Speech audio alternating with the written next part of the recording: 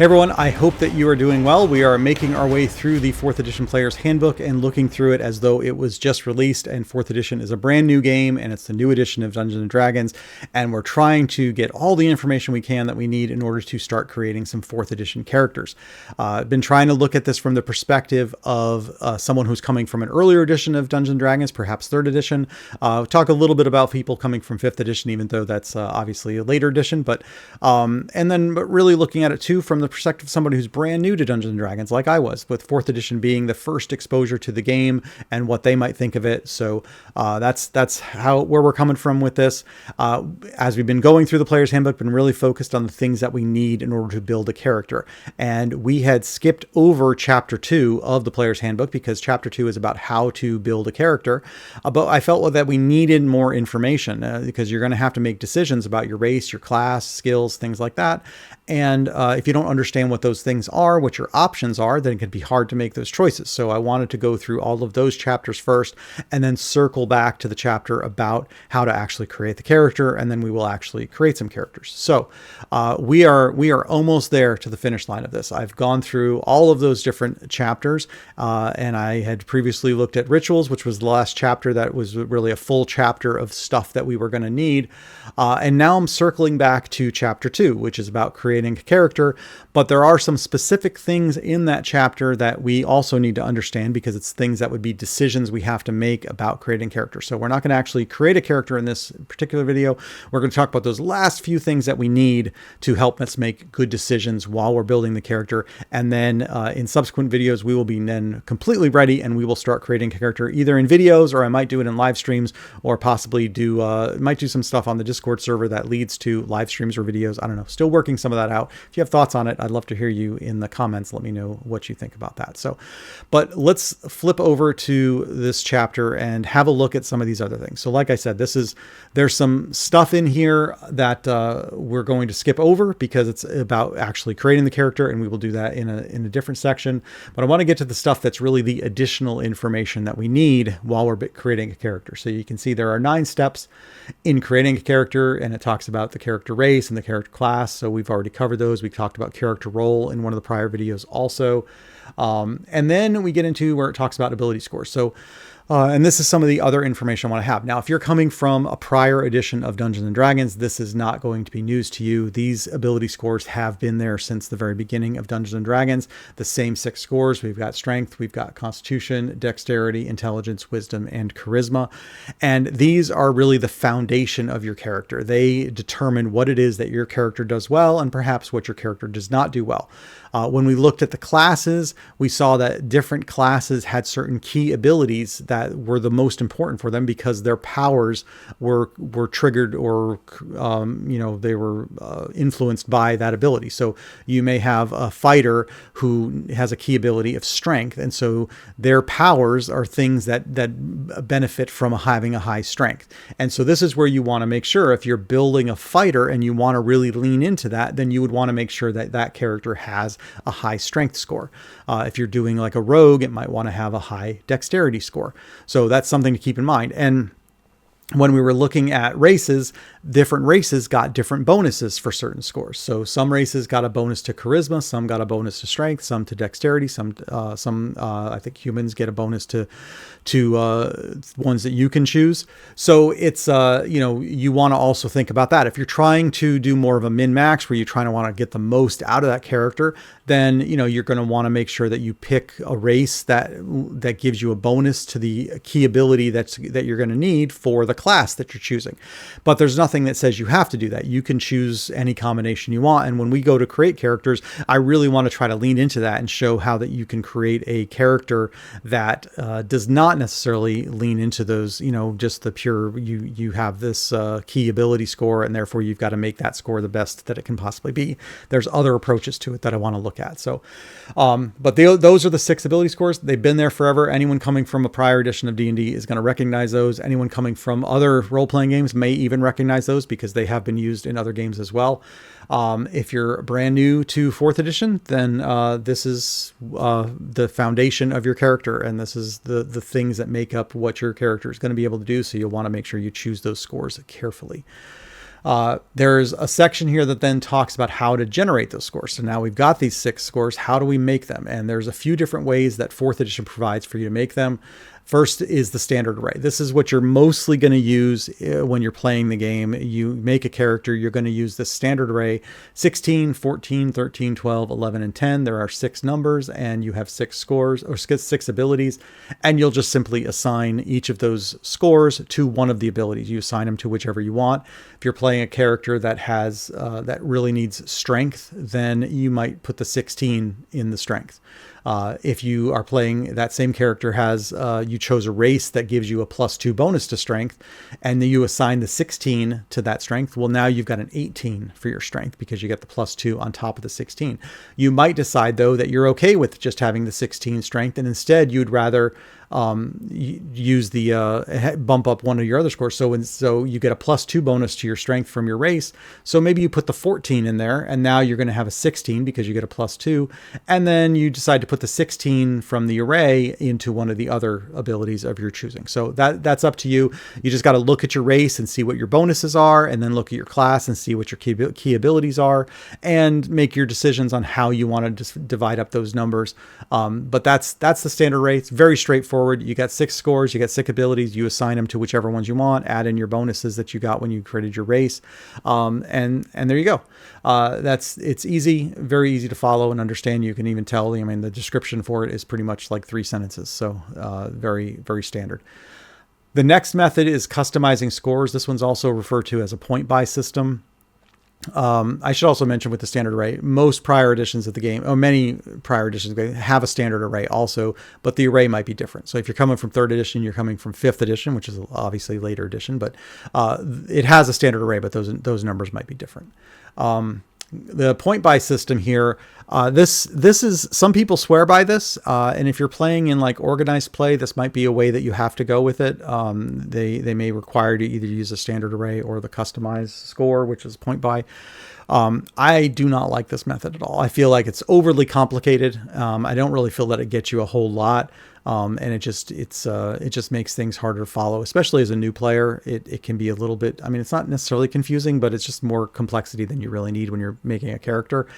The idea here is that your standard array that you're starting with is now 8, 10, 10, 10, 10, 10. So for the 6 abilities, you assign 1 and 8, and then you assign all the other ones a 10. And that's your base starting point for your ability scores. And then you have 22 points to spend on to improve those scores to something higher. And then this is the table that tells you how much it costs to move that up. So if you remember, there's one of the scores is going to be an 8. If you want to move that 8 to be a 9, you got to spend one of your points. If you want to move that 8 to be a 10, you got to spend 2 of your points. So if you spend 2 of those points, you can move that 8 up to a 10, and then everything is a 10 at that point, and you still have 20 points left to spend. And then obviously there wouldn't be any cost to changing a 9 or a 10 if you already have a 10, because those scores are lower. And then it starts out looking linear. If you've got a score that's a 10 and you want to move it to an 11, it costs you 1. If you got a score that's 10, you want to move it to 12, it costs you 2. And if you got a score that's 10, you want to move to 13, it costs you 3. So that's pretty straightforward. But then when you get up to the higher numbers, it's no longer linear. Now a 14 will cost you 5, a 15 will cost you 7, a 16 will cost you 9, a 17 will cost you 12, and an 18 will cost you 16. So it definitely more of an exponential type scale that you're looking at there. So, if you wanted to bring, set one of your scores, say strength or something, to 16, that's going to cost you 9 of your 22 points to move a 10 up to a 16. So that's, you got to keep that in mind. You may not be able to get all these scores up to the level that you want. But that's why it just gets a little more complicated than I think it needs to be. You can accomplish a lot of the same just by using the standard array.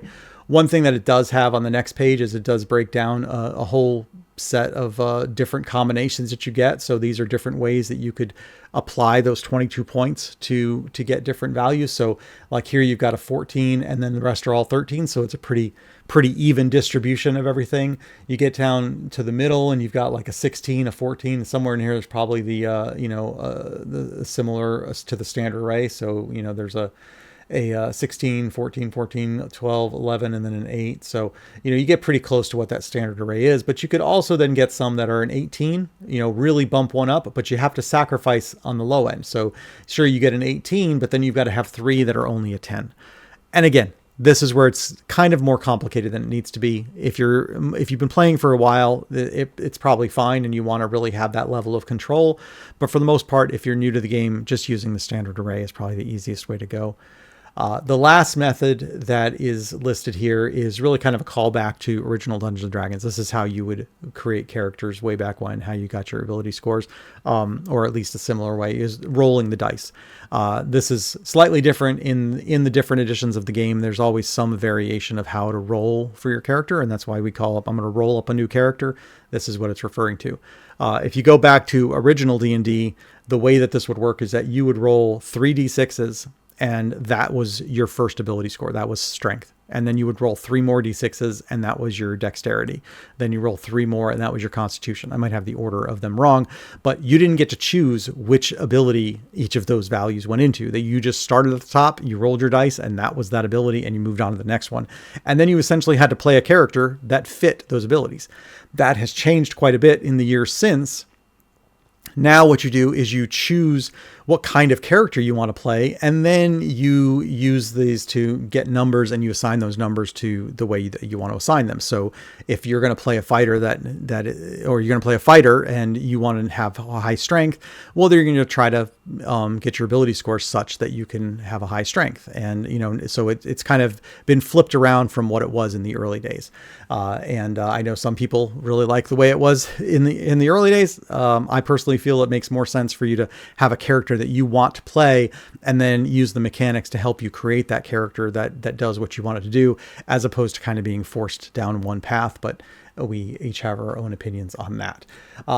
The method that's specifically described here for rolling ability scores in 4th edition is a little more forgiving than what I was just describing for the early editions of the game.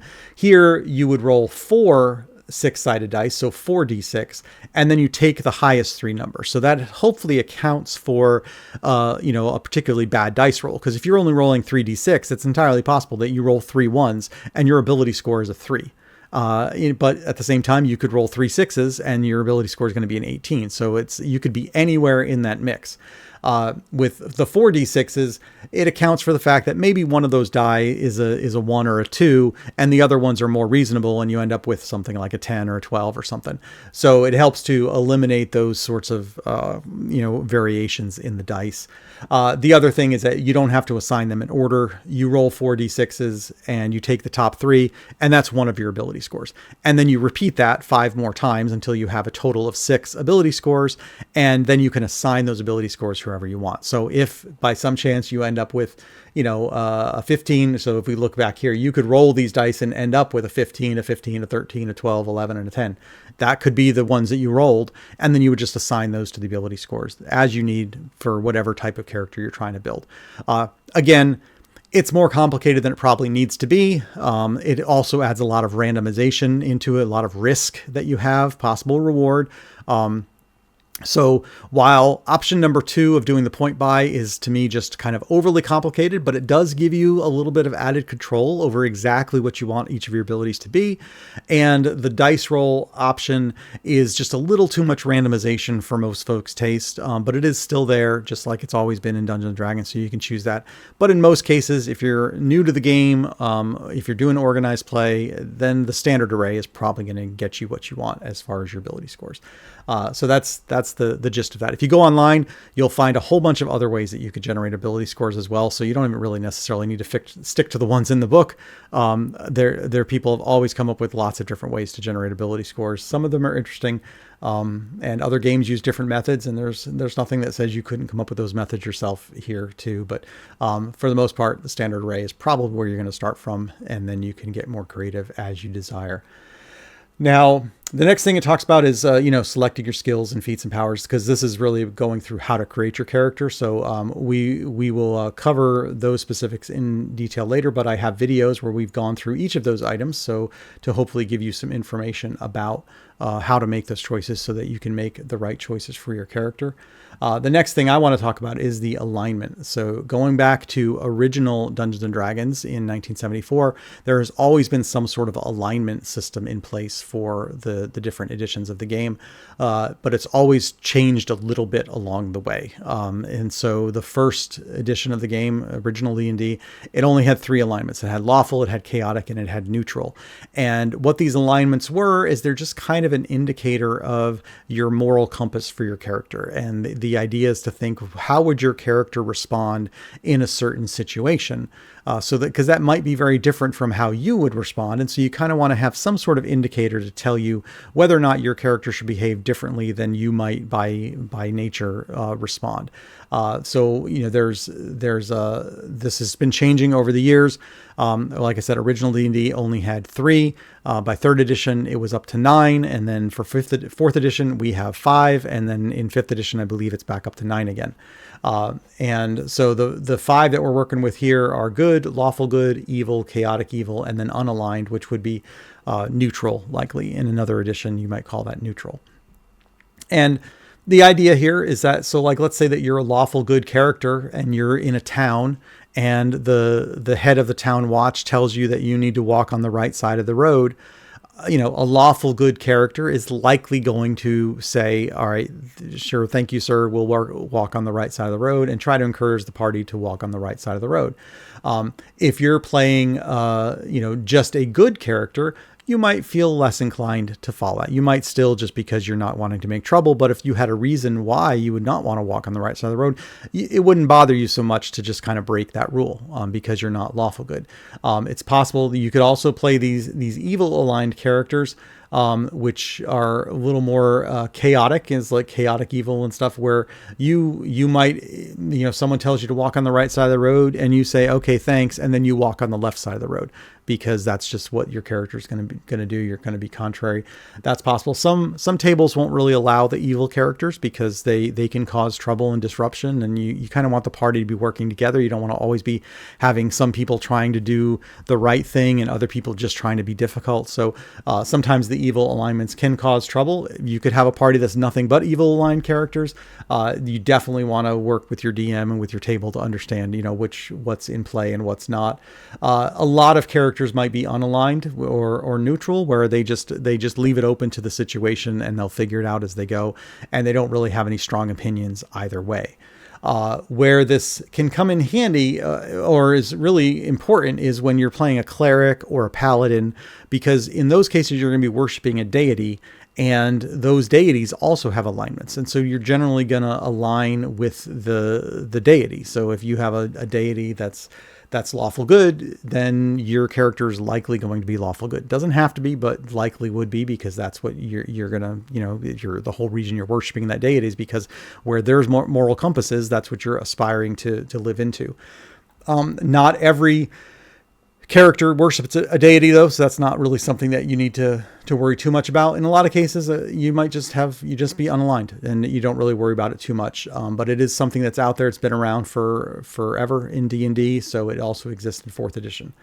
The next thing is those deities, and with the paladin and the cleric, there were tables with those classes that told you what the different deities were and what their alignment was, and it gave you some other piece of information. In this chapter here, you get more details about all of them. So again, you get their name, you get what their alignment is, and then you get some description of what they stand for and who are the followers generally might be, and you get a good image of what their logos and stuff are. So if you're in a town and you see a temple and it says that it's got a big star on it like that, then you say, oh, that must be Corellon, and same thing for these other ones. So it gives you a little more information to go on for those. There are some evil and chaotic deities that you can choose from as well. It doesn't give you quite as much information on those, but they will come up in the course of the game. Through an adventure, you might find those temples to these folks as well, and that would give you an indicator of, you know, some of the stuff going on in that town perhaps. So good information if you're going to be worshiping a deity. Also an optional thing, you don't have to worship a deity as your character. But it's good information to have. The next part of this is personality. So this might be those of you coming from 5th edition, and there's some of this in other editions of the game as well. And this is really kind of fleshing out your character. This can be really interesting as you're trying to think about, all right, I got all the mechanical stuff. I know what I want my character to do, but I really want to get their personality. I want to understand what are their quirks, how do they behave, you know, and it's got some really good prompts to help you with that. How do others perceive you in social situations? How optimistic are you? How trusting are you? How conscientious are you about following the rules? So these are all things that can help you, again, as you're trying to play that character and, you know, put together these thoughts about how you might behave in different situations. And I think it's got like mannerisms is another one here. You can have the appearance. If you're artistically inclined, you could even draw a sketch of it. So there's a lot of good information here to help you build out your character and make it a fully fleshed character, including here's background. These are not mechanical things. A lot of this is just prompts to just get you started. And this is really important for those that are maybe new to the game to, you know, because you may not really know how to create a character. You don't know what even to look at when someone says, you know, what's your character's background? Maybe you don't really know what that means because you're new to this. There's some good prompts here just to kind of get you started, which is good. And you got to look at this, you know, we're approaching this as though D&D is a new edition of the game. Nowadays, there's so many online resources for a lot of this stuff that it's not quite as important that it spells it out in this book, because you can go online and find a lot of really good information to help you build out your background for your character. But certainly at the time, this is good information to have in the player's handbook for somebody where this might be the only source that they're working with, and it helps guide them into creating that character. The next section is language and scripts. So most everyone is going to speak Common, which is essentially English. But then other classes, you may have a feat or something where it allows you to speak more than one language. And these are some of the other languages you have to choose from, and it tells you who really speaks those languages. And again, that can come in handy. Let's say that you are able to speak a second language, and you know that your adventure that you're going to be playing is going to be where there's going to be a lot of goblins. Well, maybe speaking goblin would be a good idea. Or you're going to be playing a giant themed campaign. Maybe speaking giant would be a good idea.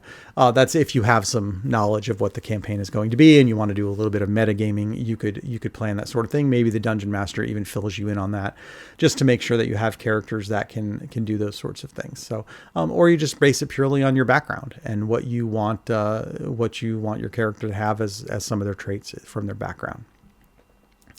I'm going to skip over the making checks section because we'll talk more about that when we get into how to play the game. I think that fits better there. There's a section here about gaining levels, which I'm also going to skip for now because we are going to create characters first, and then we'll look at how to level up those characters. I did want to talk about two more things. One is the retraining. I think this is really great. This is something that's, I think it's a nice feature to have in the game, just because it's a good feature, but also because it kind of gives you a little hint of what's coming in 4th edition. So the idea here is that when you're at first level and you're making decisions about your character, you don't know how things are going to play out in this campaign. You don't know what this character is going to face. And so you make some decisions based on what you know at that time, which is very little. So you choose a couple at-will powers, you choose a feat, you choose an encounter power, with your best information that you have to decide what would make the most sense. But then as you're playing through that campaign, you may realize that the powers that you chose are not the most effective at doing the things that you wanted to do. And so you decide, you know what, I chose this power at first level, but I really should have chose this one. This would have been a much better choice to make. And you don't want that character to be stuck with that choice that they made at first level all the way through, level 30 of the game. That's not, that's just being petty. It's not, the goal of the game is to have fun. So you want to position it so that the characters and the players can have fun by making the characters as effective as possible. And there's nothing to be accomplished by simply making someone stick with a choice they made at first level that's just clearly not working out. So retraining is a way to solve that. As you go through the game, you can decide. So every time you level up, you can decide to retrain in a power, a feat, or a skill. And so you can choose a different power, a different feat, a different skill to replace one that you already have. And this allows you to make sure that you're always staying relevant. There's always something that you can do. You learned from, that you made a bad choice, or maybe the game has evolved to a point where that power was really great when you were at, the first few levels of the game. But now the game has changed and it's like, what, this other power or this other feat or this other skill would make a lot more sense for me. And so you can retrain, swap out one of those whenever you level up, a power, a feat, or a skill. You can't do all three, but you can do one of those.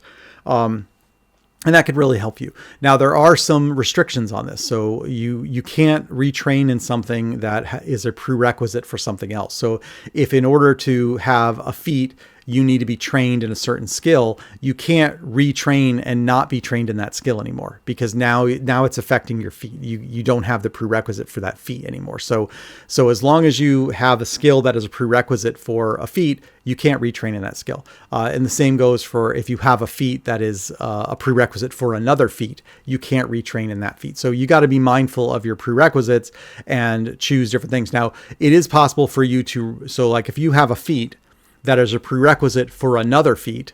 All right, well, I can't retrain in that lower level feat, but I could retrain in that higher level feat. And then where I no longer have, where that other feat is no longer a prerequisite for another one of my feats, and at a later level, I can retrain in that one. So you can just be smart about it and keep tabs on all that stuff, but you can't just pull one out from under it, because if you got a prerequisite, you can't just stop being, you can't just lose that prerequisite and still keep the next level thing. So you got to be mindful of that.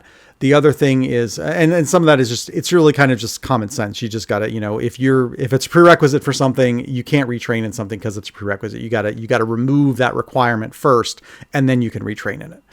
And the powers is similar. Whatever you retrain in has to be the same level and the same type. And so if you have a level 1 or an at-will power, then, or let's use a first level encounter power. You can retrain, but it still has to be a first level encounter power. You can't retrain a first level encounter power to get another at will power. You can't retrain a first level encounter power to get a second level encounter power. It has to be this one for one, like for like, same level, same type. So that, again, it's probably common sense that you just, it's got to be an equal swap. All of this retraining has to be an equal swap. This isn't about gaining anything mechanically. This is just simply about making a character that's more effective for what you're trying to do. The other part of this that I think, so that's really great for your character, because you can evolve your character as the game evolves and play, and you make sure your character stays relevant. The other thing that it's more about kind of where they, I think, knew they were going with 4th edition is that they knew that this is the player's handbook. And when we know that we're going to be publishing arcane power book, we're going to publish a martial power book, a divine power book. We know that there's going to be campaign setting books that are going to be out there. And all of these materials are going to have new powers and new feats and not new skills, but the new powers and new feats. And certainly, when I'm playing my campaign with my character and I go out and I buy the martial power book, and I'm going to see some new powers out there, and I'm going to be like, man, I wish I had that power. Well, you don't want that player to have to be like, I just want to play a new campaign so I can make a new character that uses these powers. This rule allows them to, when they level up, they could swap out one of the powers they have and bring in one of those powers that they just got from the brand new martial power book that was published. And it looks really cool. So I think a little bit of this is kind of anticipating how they were going to be releasing material in 4th edition and making sure that there was rules in place that allowed you to take advantage of that new material without having to start all over and make a brand new character. You could retrain and pull in those additional features that you were looking for. All right, the last thing that I want to cover is on page 29 of the player's handbook. And this is a table that I think is really interesting. This is one that I reference a lot when I'm playing the game, because it really helps you when you're leveling up, and it shows you all the things that for every character out there, what you're going to have at each level. So it tells you the XP that you need to get to each level.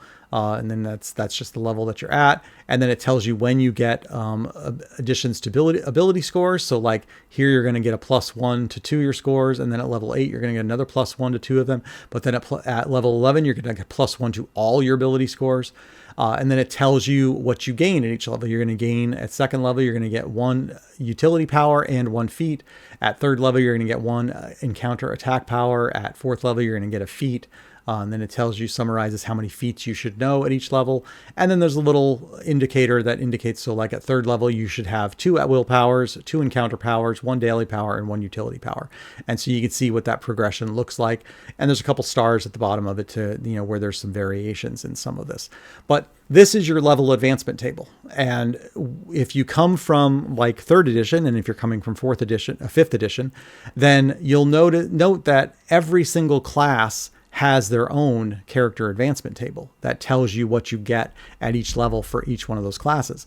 But one of the beauties to me of 4th edition is that mechanically every character is the same. And this is that approachability that I've talked about before, is that because mechanically every character follows the same progression. You get the same experience points that you would level up at. That is not true in prior editions of the game. And you go back to 2nd edition, even different classes leveled up at different rates. They did not need the same experience points to level up. But in 4th edition, it's all the same. Everybody gets the same ability score improvements at the same levels. Everybody gains powers and feats and everything at the same level, with some exceptions. There are a few exceptions that are listed here, and certainly if there's more specific rules, then those would apply, and you would see those when you're talking about your class. But generally, this is how everybody advances through the game. And this, again, the approachability is that if I'm playing a rogue and I'm going to advance through the game the same way. And this is what I get when I get it. And then I decide I want to play a wizard. Well, I'm going to still advance through the game the same way. It's going to work exactly the same. Mechanically, everything is going to be the same. But you just have to remember that when it says gain 1 utility power, the power that I gain as a rogue is going to be completely different from the power that I gain as a wizard or as a paladin or as a cleric. The feat that I gain, I get to choose that. I get to decide what feat I'm going to get and what prerequisites I can meet in order to choose a different feat. I choose which ability scores I'm going to prove. So while the mechanics are the same and keeps the game approachable so that I could play any class and mechanically they're no more difficult than any other class, which means I could play pretty much any kind of character I want without any more additional burden in the complexity of it.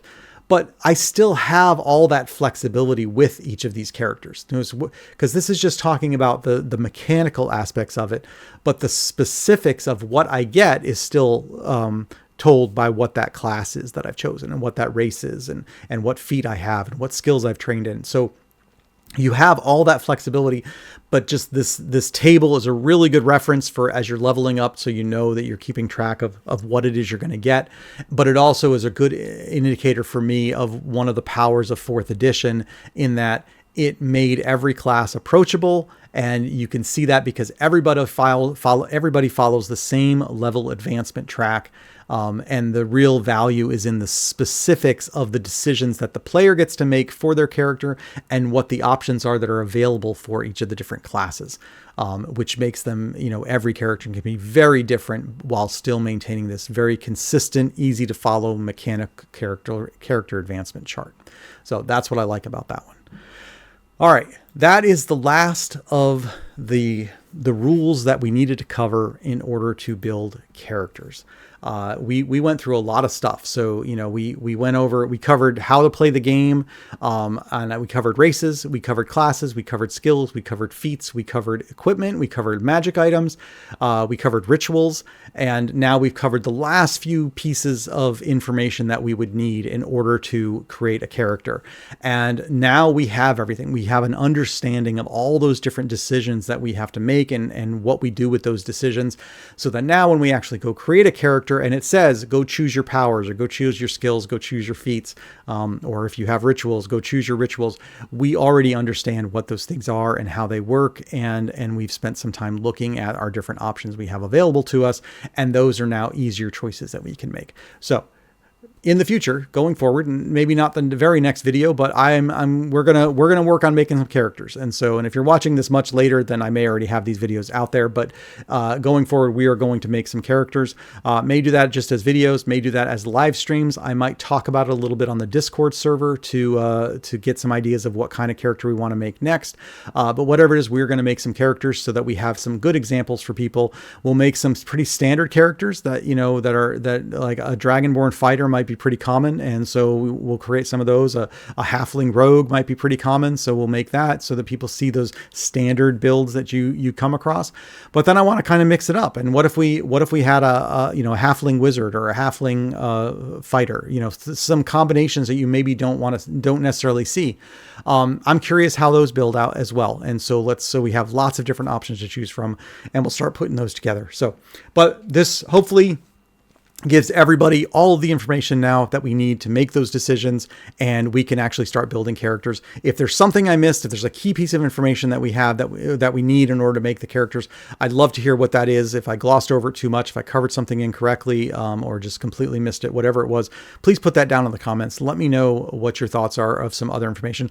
Let me know how you would like to see characters created, whether it's live streams or videos or what have you. If there's some specific combinations of characters you'd be interested in from the player's handbook for now, put those in the comments as well. I'd like to see what kind of combinations people are curious about, and we can put those on the list as possible ones that we will create together. So that is the plan going forward. We now have all the information we need to create the characters. Now it's just a matter of actually going and create characters, and then we'll dig into the couple chapters about how to actually play the game once we have a couple characters to work with. So hope you've enjoyed that, and hope you're liking these. Please do click like on the video, subscribe to the channel, give me any comments that you have. Down in the description, check out the Ko-fi link if you're interested in supporting the channel in that way. That is another option that's out there. So I hope you're enjoying these like I am. Until next time, take care.